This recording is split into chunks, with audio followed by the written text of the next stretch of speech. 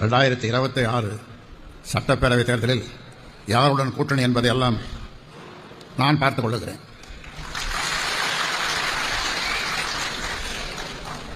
நிறைய பாடங்களை நாம் கற்றுன்னு இருக்கோம். ஆமாம், நிறைய கற்றுன்னு இருக்கோம். அதனால் அதை நான் பார்த்துக்கிறேன். ஒரு தரம் தப்பு பண்ணால் இன்னொரு தரம் தப்பு பண்ணணும்னு அர்த்தம் இல்லை. தப்பு பண்ணிட்டோம் அப்படின்னு எல்லாரும் தெரிஞ்ச பிறகு அந்த தப்பிலிருந்து மீண்டு புதிய பாதைக்கு நாம் போடுவதற்கு அது எந்த பாதை